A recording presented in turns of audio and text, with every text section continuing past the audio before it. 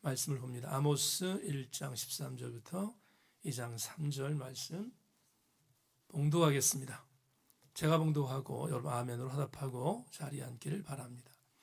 여호와께서 이와 같이 말씀하시되 암몬 자손의 서너 가지 죄로 말미암아 내가 그 벌을 돌이키지 아니하리니 이는 그들이 자기 지경을 넓고자 하여 길르앗의 아이벤 여인의 배를 갈랐음이니라. 내가 라빠성에 불을 놓아 그 궁궐을 사르되 전쟁의 날에 외침과 회오리바람의 날에 폭풍으로 할 것이며 그들의 왕은 그 지도자들과 함께 사로잡혀 가리라. 여호와께서 말씀하셨느니라. 여호와께서 이와 같이 말씀하시되 모압의 서너 가지 죄로 말미암아 내가 그 벌을 돌이키지 아니하리니 이는 그가 에돔의 왕의 뼈를 불살라 죄를 만들었음이라. 내가 모압에 불을 보내리니 그리옷 궁궐들을 사르리라. 모압이 요란함과 외침과 나팔 소리 중에 죽을 것이라. 내가 그 중에서 재판장을 멸하며 지도자들을 그와 함께 죽이리라. 여호와께서 말씀하시니라. 아멘. 자리에 앉겠습니다. 예수 하나님의 공의 찬양하고 말씀을 나누겠습니다. 기름 부음인 찬양인데 함께 우리 기도하는 마음으로 찬양하겠습니다. 예수 하나님의 공의, 예수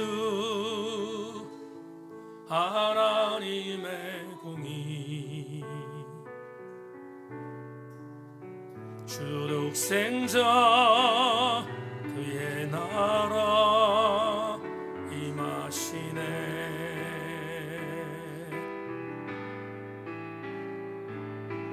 예수 제물이 되신 주 영광 중에 그의 나라 임하시네. 주의 나라 영원하며 그의 영광 무궁하리. 왕의 위엄과 능력이 이제 임하였으니 주의 주권과 주의 통치와 주의 나라 힘과 권세 임하네. 예수 하나님의, 예수 하나님의 사랑, 예수 하나님의 사랑, 주 은혜와 말씀으로 나타났네. 아멘 아멘. 예수 거룩한 하나님, 영광 중에 그의 나라 임하시네. 주의 나라 영원하며 그의 영광 무궁하리. 왕의 위엄과 능력이 이제 임하였으니 주의 주권과 주의 통치와 주의 나라 힘과 권세 임하네. 예수 하나님의 주의 주권과 드립니다. 주의 주권과 주의 통치와 주의 나라 힘과 권세 임하니. 예수 하나님의 공의. 말씀을 듣고 나면 이 찬양의 가사가 우리의 견고한 신앙 고백이 되게 하여 주시고, 그렇게 우리의 심령이 살찌는 귀한 시간 될 수 있도록 이 시간 우리와 함께하여 주옵소서. 감사드리며 예수 그리스도 이름으로 기도합니다. 아멘, 아멘. 한 번 더 인사할까요? 말씀에 기다리고 오십시다. 한번 인사합시다. 말씀에 기다리고 오십시다. 아주 오래전에 말씀드린 것 같은데 제가 파란 양복을 좋아합니다. 그리고 파란 넥타이를 좋아합니다. 그래서 주일날은 거의 대부분 파란 양복과 파란 넥타이를 메고 예배를 인도하는데, 한 번은 교회 성도가 목사님 그럼 오해받습니다. 그래 가끔은 빨간 넥타이 매십시오 이렇게 얘기를 했는데, 오늘은 무슨 색이라고 그러죠 이거? 무슨 색이라고 그래요 이거? 잘 안 보이나 멀어서? 그런 색이 있습니다. 넥타이도 파란색 안 맸는데 여러분 오해하지 말고, 오늘은 그러니까 저도 또 이쪽에 관련되어 있는 그쪽도 미워하지 않고 이쪽도 관련되어 있는 것도 미워하지 않는다는 것을 보여드리기 위해서 오늘 이렇게 했습니다. 객담 같지만 균형 잡힌 모습으로 우리 교회가 잘 섰으면 좋겠다 하는 그런 생각이 들어서 잠깐 말씀을 드렸습니다. 5번째와 6번째 나라에 관하여 이런 제목 갖고 오늘 말씀의 은혜를 나누겠습니다. 지금서 2년 전에 2023년에 교회 표어를 상식을 존중하는 교회라고 정했던 적이 있습니다. 아마 기억하실 줄로 아는데, 그렇게 교회 표어를 정하고, 그리고 점심식사, 주일날 점심식사를 하는데 심수영 집사가 저에게 어떻게 하다 식사를 같이 하게 됐는데, 심수영 집사가 저한테 아주 반색하며 그렇게 얘기했던 기억이 있습니다. 목사님, 올해 교회 표가 너무 좋습니다. 너무 좋습니다. 정말 만족한데 우리 교회 표가 한국교회 전체의 표가 되었으면 참 좋겠다 하는 그런 반응을 보인 적이 있습니다. 아시는 것처럼 심세영 집사는 에어비앤비를 경영하면서 사회활동을 굉장히 활발하게 하는 친구이라서 이런 사람도 만나고 저런 사람도 만나는데, 그리스도인으로 살면서 상당히 많은 사람들을 만나다 보니까 여러 사람들의 이야기를 들었을 것이고, 본인은 그리스도인인데 그리스도인으로서 살아가는 본인의 정체성에 대해서 대단히 중요성을 갖고 살아가려고 노력하는데, 불편한 소리가 들을 때마다, 교회에 대한 여러 가지 불평한 소리가 들을 때마다 가슴이 아팠을 것으로 예상합니다. 그래서 아마도 심 집사는 교회에 불편한 소리가 들리는 전체적인 내용들이 교회가 대단히 비상식적인 일들을 많이 행하는 것으로 여겨지는 소리를 들었을 것이고, 그래서 그런 의미에 있어서 내가 섬기는 교회에서 상식적인 교회, 상식을 존중하는 교회라는 표를 갖고 달려가는 그게 너무 기뻤을 것이고 좋았을 것이다 하는 생각을 한 적이 있습니다. 그래서 같이 이야기를 나누다가 마음에 절절함이 있었고 최선을 다해서 그렇게 달려가겠다고 이야기한 적이 지금도 오롯합니다. 2023년 표를 만들면서 정서적 근거를 제시한 것은 누가복음 10장에 있는 선한 사마리아 사람의 비유였습니다.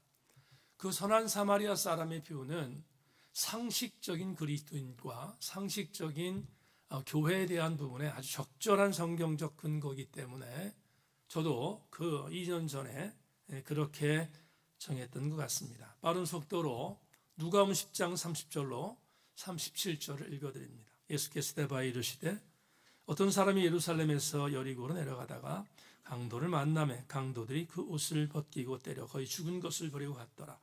마침 한 제사장이 그 길로 내려가다가 그를 보고 피하여 지나가고 또 이와 같이 한 레위인도 그곳에 이르러 그를 보고 피하여 지나가되 어떤 사마리아 사람은 여행하는 중에 거기 이르러 그를 보고 불쌍히 여겨 가까이 가서 기름과 포도주를 그 상처에 붓고 싸매고 자기 짐승에 태워 주막으로 데리고 가서 돌보아 주니라. 이튿날 그가 그 주막 주인에게 데나리온 둘을 내어주며 이르되 이 사람을 돌보아 주라. 비용이 더 들면 내가 돌아올 때에 갚으리라 하였으니 내 생각에는 이 세 사람 중에 누가 강도 만난 자의 이웃이 되겠느냐. 이르되 자비를 베푼 자니이다. 예수께서 이르시되 가서 너도 이와 같이 하라 하시니라. 우리가 너무 잘 아는 선한 사마리아 산 비유의 전체적인 담론 구절입니다. 잠시 부연한다면 여리고성에 어떤 사람이 장사하러 내려가다가 강도를 만났습니다. 그리고 거의 실신 정도로 맞은 뒤에 모든 걸 빼앗겨 버렸습니다. 마침 무슨 일인지 모르지만 그 강도 만나 거의 거반 죽게 된 그 사람 있는 그 길로 제사장과 레위인이 지나가게 됐다. 그런데 이 두 사람이 강도 만난 그 사람을 보았지만 우회해서 지나갔다라고 예수께서 말씀합니다.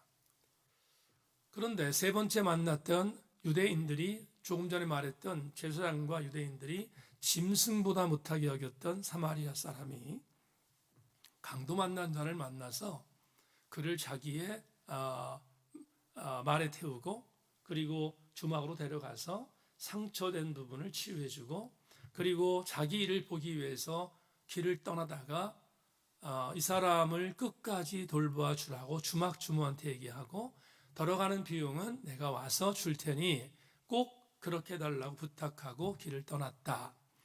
이 비유를 합니다. 누가복음 10장의 비유는 최고의 비유 문학의 한 걸작품이라고 많은 문학자들이 얘기할 정도로 아주 유명합니다. 그런데 이 이야기를 왜 하셨는가 하면 율법학자, 오늘로 얘기하면 신학박사입니다. 율법학자가 예수께 와서 예수를 시험하고자 누가 율법을 잘 지키는 자고 누가 사랑을 잘 하는 자인가를 물어볼 때 하셨던 말씀이 바로 이 본문입니다. 이 비유를 마치셨던 주님이 자기에게 질문한 율법 교사에게 물었습니다. 너희들 중에 이 세 사람 중에 누가 강도 만난 자의 이웃이냐? 그런데 정말 절망스러운 대답이 나옵니다. 그 절망스러운 대답이 뭐냐 하면 율법학자들이 혹 때려다 혹 붙였습니다. 예수께서 그렇게 비유로 기가 막힌 비유로 말씀하시자 이렇게 말합니다. 자비를 베푼 자 아니겠습니까? 자비를 베푼 자 아니겠습니까? 이렇게 말합니다. 그 문장에 주어가 없습니다. 주어가 없다는 말은 선한 사마리아 사람이라는 주어를 해야 되는데 선한 사마리아 사람, 사마리아라는 말을 입에 내뱉기조차도 싫어하는 유대인들이 주어를 빼고 자비를 베푼 자 아니겠습니까? 이렇게 애두르며 예수님에게 답했습니다.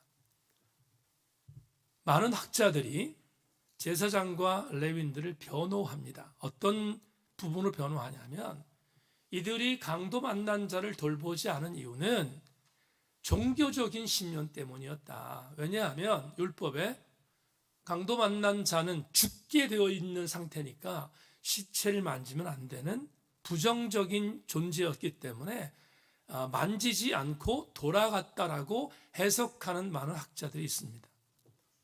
저는 전혀 동의하지 않습니다.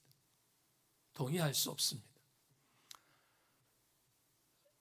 이 제사장과 레위 사람의 죄가 뭐냐?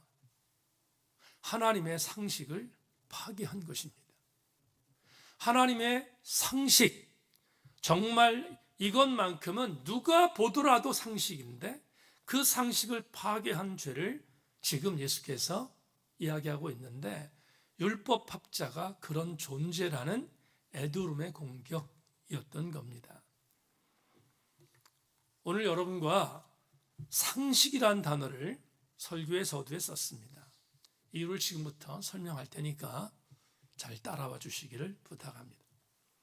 우리는 지난 6주 동안 아모스 강해를 함께 살폈습니다. 지도 하나를 지금 여러분에게 알려드리겠는데, 지도를 보여드리겠는데, 제가 쟀습니다라고 할 때까지 그렇게 지도를 좀 띄워주시기를 부탁합니다.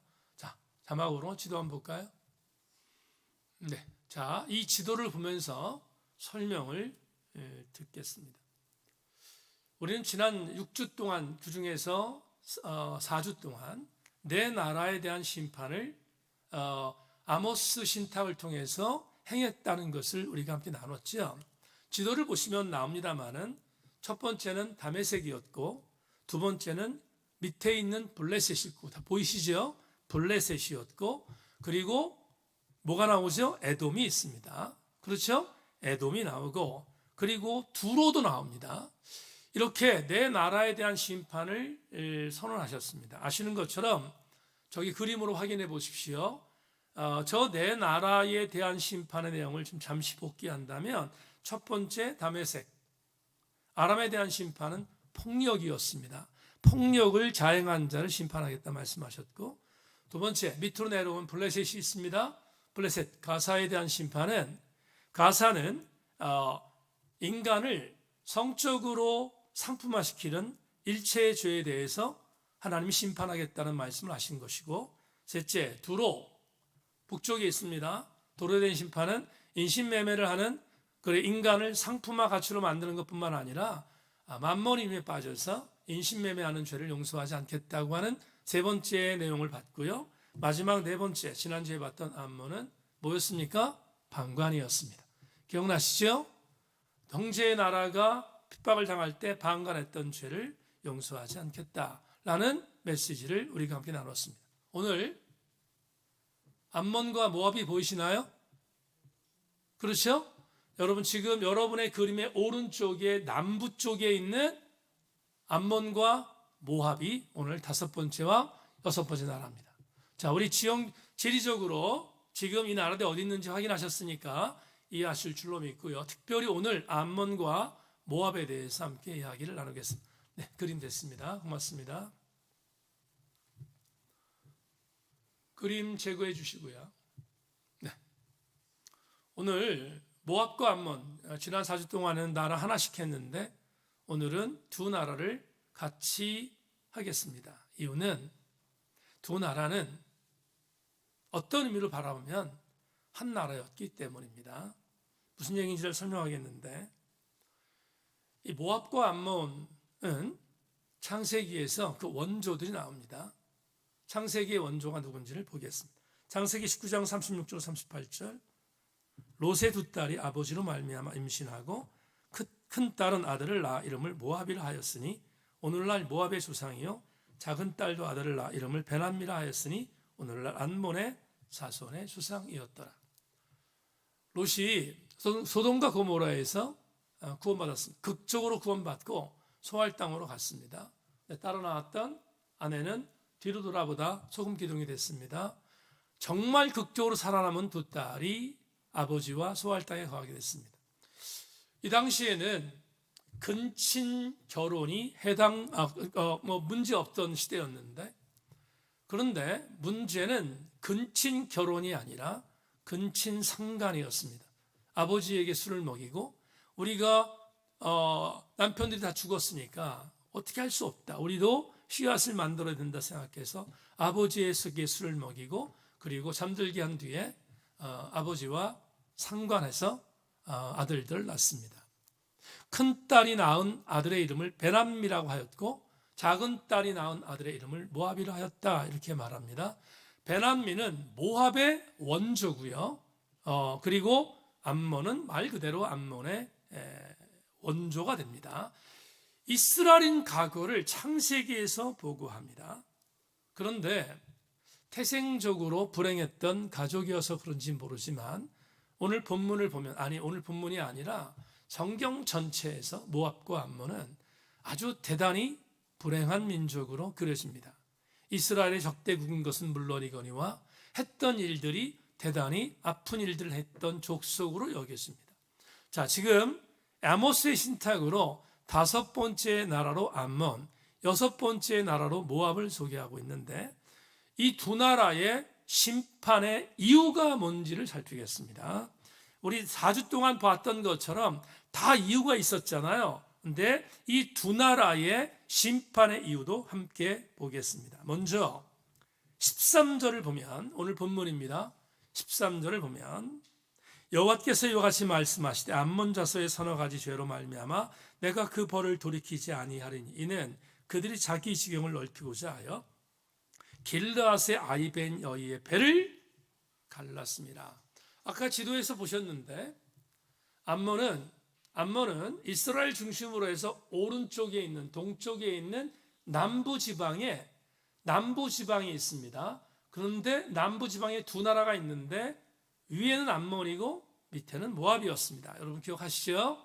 근데 암몬은 북쪽에 있었습니다. 그러니까 동쪽에 있는, 이스라엘의 동쪽에 있는 북쪽에 있었던 나라인데 굉장히 나라와 협소했습니다. 그런데 협소했던 이 나라는 자기들의 정체성을 확보할 수 있는 방법은 한 가지였습니다. 영토를 확장하는 것이었는데 밑에 모압은 건드릴 수 없습니다. 왜냐하면 무시무시한 형제 국가였기 때문입니다. 군사력으로 이길 수가 없습니다. 그리고 오른쪽으로 가면 오른쪽은 더 무시무시한 나라들이 있습니다. 그쪽도 건드릴 수 없습니다. 그런데 퍼져나갈 수 있는 유일한 방법을 보니까 북쪽입니다. 북쪽을 보니 북쪽에 북왕국 이스라엘의 한 나라가 보입니다. 그 나라가 길르앗이라는 성읍이었습니다. 북왕국 이스라엘 중에서도 길르앗이 붙어 있습니다. 우리나라로 얘기하면, 우리 오늘로 얘기하면 영월과 제천이 붙어 있는 것 같습니다. 이해하셨죠? 그러니까 지금 암몬이라는 이 나라가 땅이 좁은데, 땅이 좁은 나라를 건재하게 나갈 수 있는 방법은 영토를 확장하는 것밖에 없는데 밑에와 그리고 동쪽에 있는 나라는 범접할 수 없습니다. 북쪽의 서울 바라보니까 이스라엘이라는 나라에 길르앗이 있는데 무장이 안 돼 있습니다. 길르앗은 좋은 땅입니다. 비옥한 땅에 들어갑니다. 침공합니다. 침공해서 그 땅을 차지합니다. 네, 성경이 이렇게 증언합니다. 암몬의 군사들이 길르앗에 들어가서 땅을 빼앗는데 임신한 여인들의 배를 갈라서 아이를 끄집어내는 잔인한 범죄를 저질렀다. 천하가 공노할 일입니다. 여러분, 임신한 여인은 전쟁에서 보호될 대상입니다. 전쟁에서 보호될 대상은 포로와 그리고 임신한 여인과 아이들과 그리고 군목입니다. 군목들은 총이 없어요. 그게 제네바 협정에서 이렇게 맺어진 겁니다.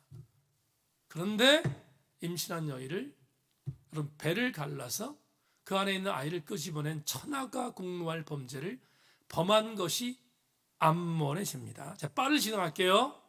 이 암몬의 죄, 말도 안 되는 이 죄를 범한 이 죄에 대해서 하나님께서 아모스를 통하여 심판을 예고하십니다.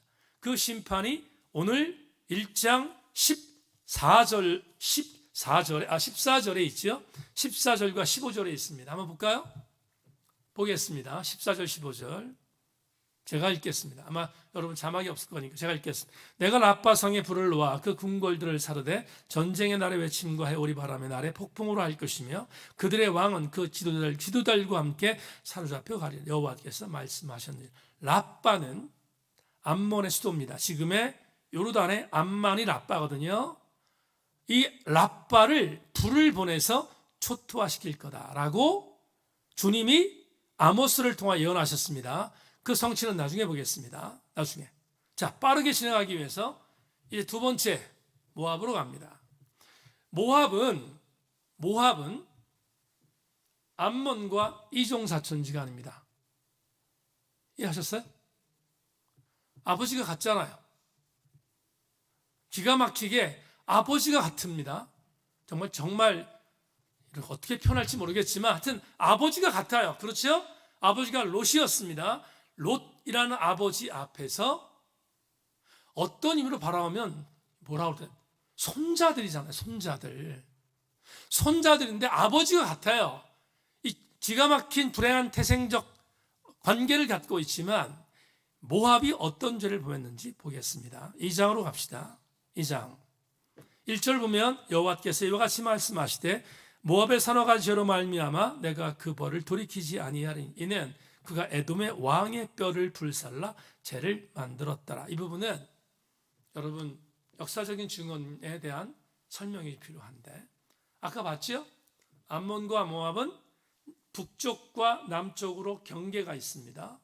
근데 원래 하나의 나라라고 볼 수 있는데 그런데 문제가 뭐냐 하면 두 나라로 갈라져 있는데 암몬은 국력이 약했고 모압은 국력이 강했습니다. 그러다 보니 모압이 마찬가지 암몬처럼 땅을 확장하기 위하여 전쟁을 벌입니다. 역사서를 보면 열왕기 상 쪽에 이 내용이 있지만 이 사건을 가르치는 것인지는 확실하지 않아서 제가 적용하지 않겠습니다. 어떤 전쟁인지는 모르겠습니다. 모압과 암몬 사이에는 여러 가지 전쟁이 있었으니까 하여튼 전쟁이 일어났습니다. 그게 국지전이든 전면적이든 전쟁이 일어났습니다. 승리는 누가 했어요? 모압에 했습니다. 모압에 했으니까 언제나 승전국은 패전국을 완전히 초토화시키지 않습니까? 초토화시킵니다. 초토화시킨 결과 에돔 왕을 붙들고 에돔 왕을 죽였습니다. 에돔 왕을 죽였는데 죽인 그 에돔의 왕의 뼈를 불살랐습니다. 죄로 만들었습니다. 와, 이종사촌 간의 기가 막힌 범죄 아닙니까? 정말 엄청난 범죄 아닙니까? 이 범죄를 정석규 교수가 이렇게 해석했습니다. 잘 들어보시면 의미가 있습니다. 죽은 조상을 공경하는 사회에서는 그들의 뼈를 불살을 정도로 시신을 함부로 다루는 행위는 죽은 조상뿐만 아니라 그 조상을 공경하는 대상까지 공격하는 행위라고 할 수 있다. 이스라엘 주변 고대 국가의 사고에서도 이 행동은 완전히 멸망했다는 것을 의미했다. 이스라엘 고대 국가에서는 시체와 그 잔해를 가지고 있으면 언젠가 죽은 자가 다시 살아날 수 있을 거라고 생각했다. 그런데 그것을 불태우고 가루로 만드는 것은 이런 가능성을 완전히 없애버리려는 비정한 행위였다. 정교수의 주석을 읽다가 이게 북한과 우리나라 아니다. 그거는 좀 그렇습니다. 여러분 전혀 관계없는 나라의 전쟁이라고 생각하면 1000번, 100번, 10만 번 양보해서 그럴 수 있다고 봅니다. 그렇지만 모압과 암몬은 무슨 관계? 이종사촌 관계. 근데 어떻게 이렇게 잔인할 수 있습니까? 어떻게 이렇게 엄청난 죄를 형제에게 행할 수 있습니까? 질문해 보는 겁니다. 어떻게 이럴 수 있습니까? 자, 다시 한 번만 정리할게요. 모압은 암몬을 전쟁에서 이겼습니다. 이종사촌 지간의 왕을 죽인 뒤에 완전히 그 뿌리를 제거한 범죄를 범했다라고 정석기 교수가 해석했습니다. 그러자 하나님이 이런 범죄를 범했던 모압에 대해서 심판을 예고하십니다. 그 심판은 2절과 3절에 있습니다. 2장 2절과 3절인데요. 제가 빠르게 읽겠습니다. 내가 모압에 불을 보내리니 그리옷 궁궐을 사르리라. 모압이 오라람과 외침과 나팔 소리 중에 죽을 것이라. 내가 그 중에 재판장을 멸하며 지도자를 그와 함께 죽이라. 여호와께서 말씀하시니라. 보세요. 암몬은 랍바성을 불을 보내서 초토화시킬 것이라고 예언했고 그 암몬을 전쟁에서 완전히 이긴 뒤에 범죄한 모압을 향해서 그리옷 궁궐을 전멸시킬 것이다. 그리옷이 뭐냐? 그리옷은 모압의 신이었던 그모스 신을 모시던 신전터입니다. 신전터는 중심입니다. 수도입니다. 오늘날의 서울의 청와대입니다. 그러니까 심장부에 불을 보내서 모압도 전멸시킬 것이다라고 하나님이 예언자 아호스의 신탁을 통해서 예언하셨습니다. 보십시오. 이루어졌는가? 이루어졌습니다. 하나님이 아모스의 신탁을 통해서 모압과 암몬을 전멸시킬 것이라는 신탁이 언제 일어나는가? 주전 581년과 582년에 전쟁이 일어났습니다. 바벨론의 느부갓네살이 모압과 암몬을 점령합니다. 그때 역사는 증언합니다. 아니, 성경도 증언합니다. 라빠성, 그리오성, 불에 타 전멸합니다. 예언의 성취가 이루어졌음을 우리에게 알려주고 있습니다. 여기까지 빠른 속도로 오늘 본문을 여러분에게 소개했습니다. 자, 그러면 앞에 네 나라도 우리가 보았던 것처럼 오늘 다섯 번째, 여섯 번째 나라에 대한 이 메시지를 통하여 오늘 우리는 또 다른 반면 교사의 은혜를 받아야 합니다. 모압과 암몬이 범한 죄는 뭘까? 어떤 죄일까? 그걸 우리는 반면 교사 삼아야 합니다. 모압과 암몬이란 이종사촌지간이 범했던 죄는 뭘까? 그걸 레마로 보겠습니다. 자, 레마 볼까요? 자, 오늘 여러분에게 설교의 서두에 상식 얘기했습니다. 이렇게 정했습니다. 상식을 파괴하는 일체 비상식의 범죄는 하나님께서 반드시 심판하십니다. 비상식의 죄를 범하는 것 하나님이 심판하십니다. 이렇게 해석할게요. 적용하겠습니다. 암몬의 비상식. 아무런 죄가 없는 길르앗을 공격해서 아이벤 여인의 배를 갈라 아이를 끄집어내는 천하가 공로할 범죄, 비상식입니다. 여러분, 상식은 뭡니까? 임신한 여인을 돌보는 게 상식입니다. 저는 서울에 있는 지하철을 타본 지가 오래됐습니다. 지하철을 못 타겠습니다. 왜냐하면 어떻게 타는지 잘 몰라서. 오래전 얘기인데 서울역에서 모임이 있어서 갔습니다. 근데 청량리에서 서울역을 가는데 한번 잘못 탔습니다. 그래서 거꾸로 돌아갔다가 다시 왔습니다. 와, 그때의 그 기가 막혔던 제가 인천 출신이잖아요. 별로 감동들이 없나 봐. 근데 그때 가서 지하철을 잘못 탔는데 너무 참담하더라고요. 또 한 가지 이런 일이 있었습니다. 버스를 타야 되는데, 버스가 아니구나. 지하철을 타야 되는데 아내한테 그 얘기를 자세히 들었으면 괜찮은데, 여러분 지하철 들어갈 때 이렇게 패스보드를 대고 들어가잖아요. 우리는 촌놈이라 모르나? 지하철을 이렇게 들어갈 때 대고 들어갑니다. 근데 그 지하철 요금을 탕감받으려면 나올 때 한번 더 대야 된대요. 얘기 안 하겠습니다.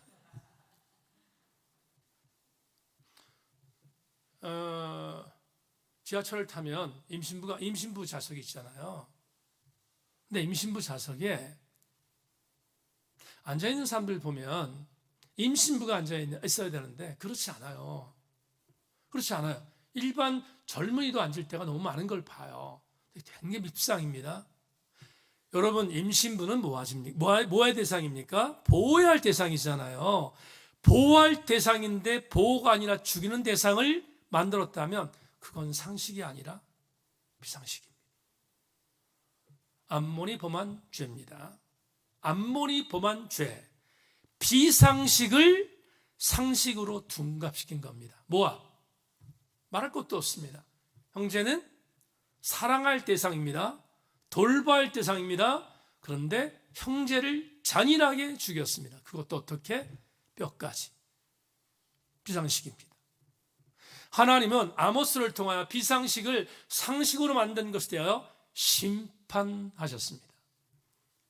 여러분, 분명한 사실은 우리 그리스도인들은 상식의 그리스도인이 되어야 합니다. 우리의 아주 첨예한 부분에 있어서 경계심은 뭐냐 하면 그리스도임에도 불구하고 상식의 그리스도인이 되어야 함에도 불구하고 비상식으로 바뀔 때 그때 우리는 하나님의 심판의 대상이 됨을 명심해야 합니다. 삼손이 나실인이었습니다. 그런데 나실인으로 하나님 부르실 때 블레셋의 손에서 이스라엘 건지라고 부르셨습니다. 딥나로 내려갑니다. 딥나는 블레셋입니다. 아주 우리는 기대합니다. 딥나에 내려가서 이스라엘을 굴복시킨 블레셋을 심판하고 이스라엘을 건질 것으로 예상했습니다. 그런데 사사기에 나오는 삼손에 대한 이 메시지는 참담합니다. 사사기 14장 1절 3절을 빠르게 읽겠습니다. 삼손이 딥나에 내려가서 거기서 블레셋 사람들의 딸들 중에서 한 여자를 보고 올라와서 자기 부모에게 말하 이르되 내가 딥나에서 블레셋 사람들의 딸 중에 한 여자를 보았사오니 이제 그를 맞이하여 내 아내를 삼게 하소서하며 그의 부모가 그에게 이르되 내 형제의 딸들 중에나 내 백성 중에 어찌 여자가 없어서 내가 할례 받지 아니한 블레셋 사람에 가서 아내를 맞으려 하느냐 하니 삼손이 그의 아버지에게 이르되 내가 그 여자를 좋아하오니 나를 위하여 그 여자를 데려오소서 하니라. 아버지 엄마가 반대했습니다. 그런데 고집을 꺾지 않습니다. 삼손이 블레셋 여인을 봤는데 세상 말로 뿅 갔습니다. 그리고 그 여자를 아내로 삼겠다는 겁니다. 사사기 저서에 이 14장을 이렇게 제가 추석했습니다. 보다라고 번역한 히브리어 라하는 일반적으로 보다라는 의미로 제일 많이 사용되지만 문맥에 따라서 눈여기를 하다라는 쾌락적 보기를 의미하기도 한다. 다시 말해 사사기 14장 1절로 2절의 상황을 통하여 접근할 때 삼손이 딥나 여인을 본 그 봄은 욕정을 갖고 보는 봄이었다는 해석에 가깝다. 딥나 여인을 봤던 삼손은 그 여인을 보는 순간 하나님이 자기에게 맡겼던 나시린의 상식을 버렸습니다. 그리고 비상식으로 둔갑합니다. 하나님은 삼손을 심판합니다. 여러분 잘 아시는 것처럼 삼손이 어떻게 죽습니까? 머리털이 다시 자란 뒤에 마지막으로 눈이 먼 상태에서 다곤 신전을 무너뜨리잖아요. 제가 어떤 설교지를 봤는데 하나님께서 삼손에게 마지막 드라마틱한 영웅을 만들기 위하여 그런 기가 막힌 장면을 만들었다고 해석한 목사님의 글을 읽었습니다. 와, 경악했습니다. 그렇지 않습니다. 삼손이 다곤 신전에서 눈이 먼 채로 다곤 신전터를 무너뜨린 것은 여러분 심판입니다. 단 이스라엘을 존중한 심판이었습니다. 삼손이 잘났기 때문에 한 게 아니에요. 제가 그래서 사사기에서 뭐라고 말합니까? 삼손을 최악의 사사로 보지 않았습니까? 상식을 비상식으로 둔갑시켰던 삼손, 하나님이 심판하셨습니다. 명심해야 합니다. 그리스도인은 상식을 존중해야 할 숙명적인 하나님 미션을 받고 태어난 사람들입니다.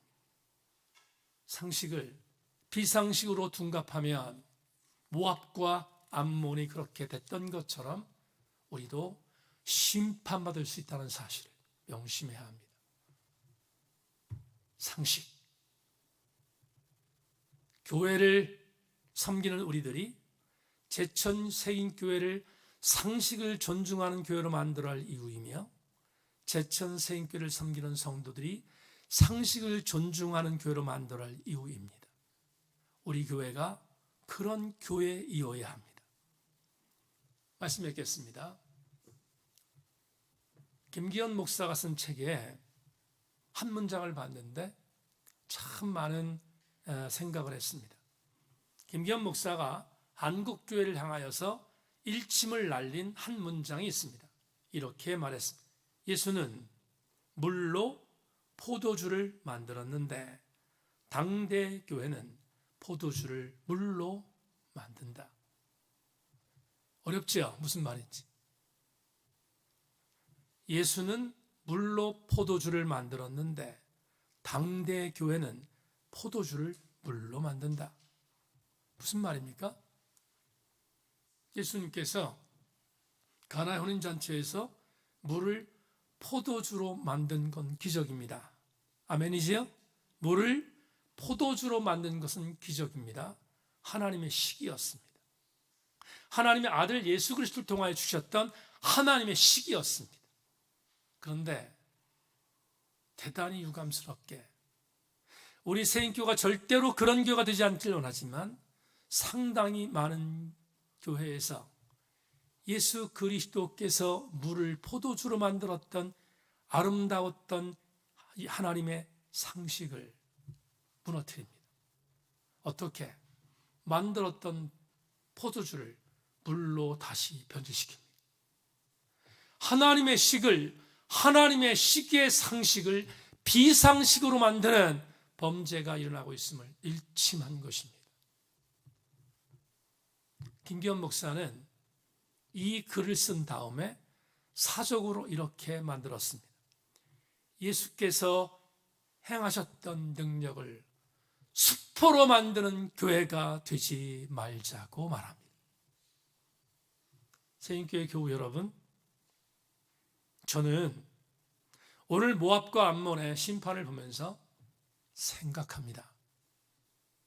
우리 새인교회는 하나님이 우리에게 성경을 통하여 주셨던 하나님의 시계 상식을 사수하는 교회가 되기를 소망하고, 우리 교회는 절대로 피상식으로 예수 그리스도의 능력을 수포로 만드는 교회가 되지 않기를 주님의 이름으로 소망하며, 우리 교회, 그런 교회로 다시 한번 세워지기를 주의 이름으로 소망합니다. 이런 의미에 있어서 예수 하나님의 공이라는 이 찬양은 오늘 우리가 다시 곱씹어야 합니다. 사랑하는 모든 교우들마다 하나님의 공이, 그의 나라가 상식이 되기를 주님의 이름으로 축원합니다. 예수